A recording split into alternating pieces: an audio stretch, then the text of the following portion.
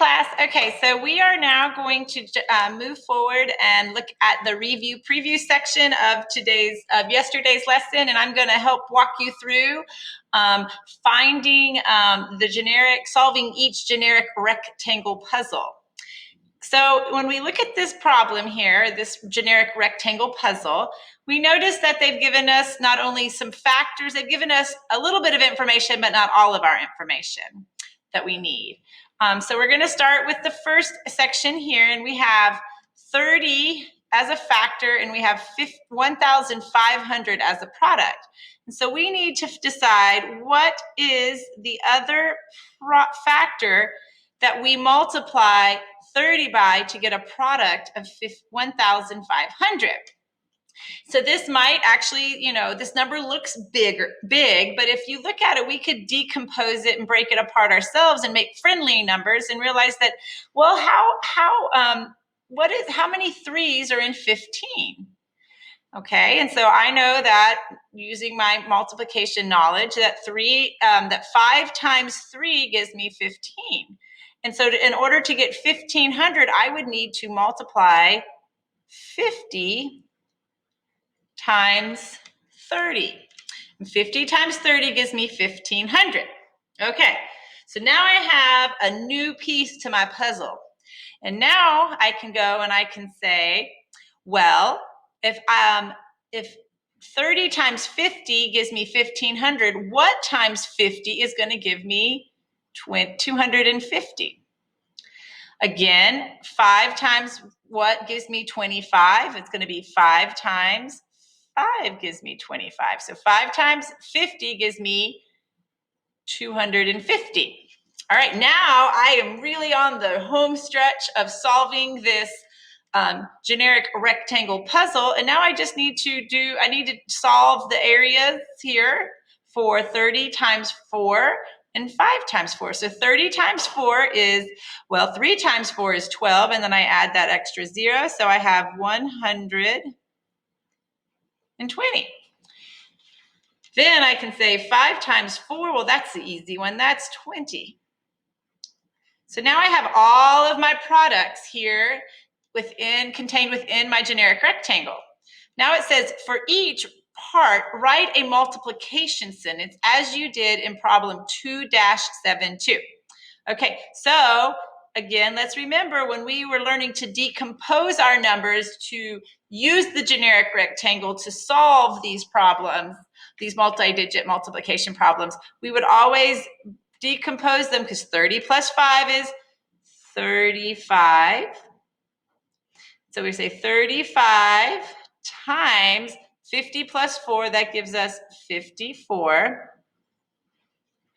which is equal to 1. So now we're going to start bringing down our products here. And we're going to say it's equal to 1,500 plus 120 plus 250 plus 20. And now when we take all of these products and we combine them, we get a total area, or the total area of the generic rectangle is 1,890. Okay, so there it is. Otherwise, so this is the answer, all decomposed.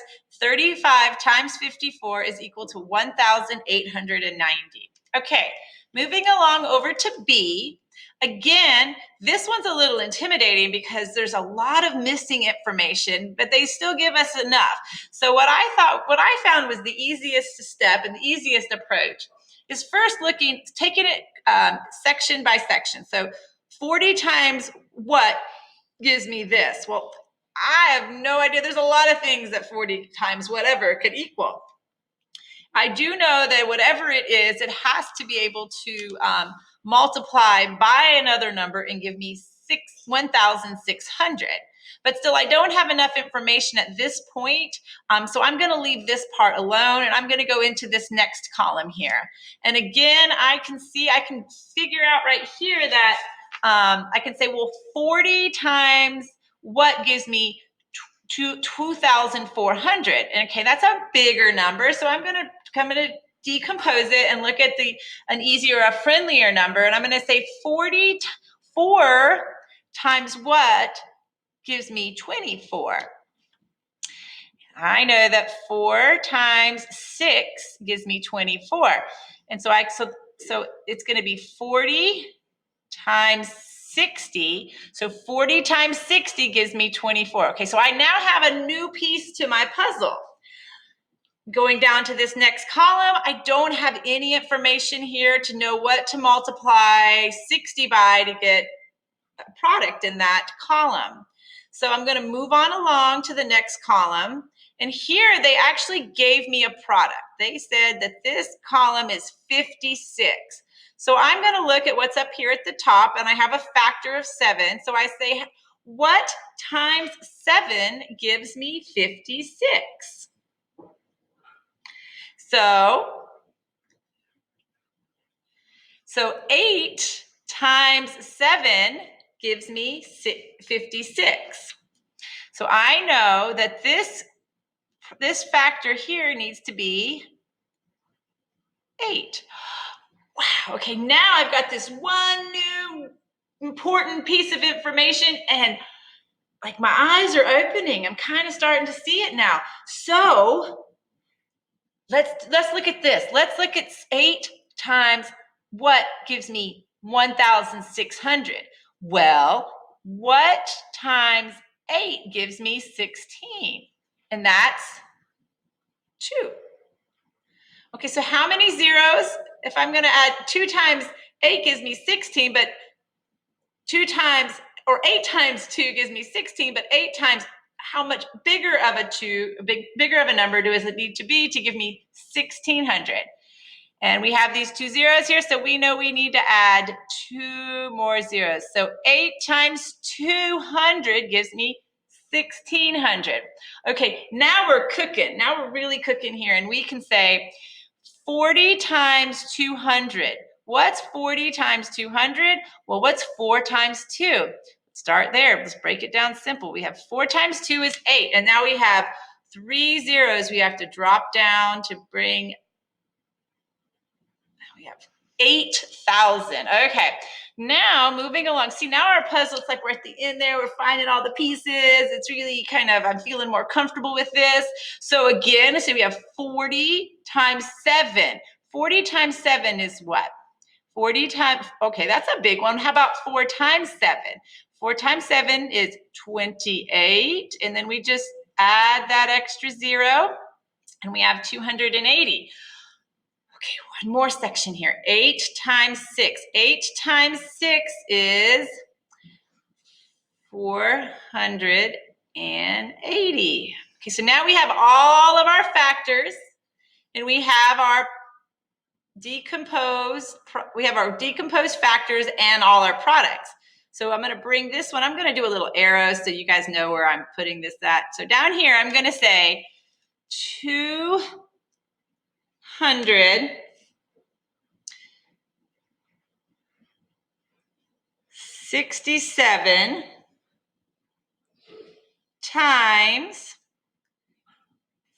48 is equal to, okay, now here we go. We're going to make our multiplication sentence. We're going to start with 8,000 plus 2,400 plus 280 plus 1,600 plus 480 plus 56 equals, are you ready? This equals 12,816. Okay, and there There, my friends, that is the answer to A and B.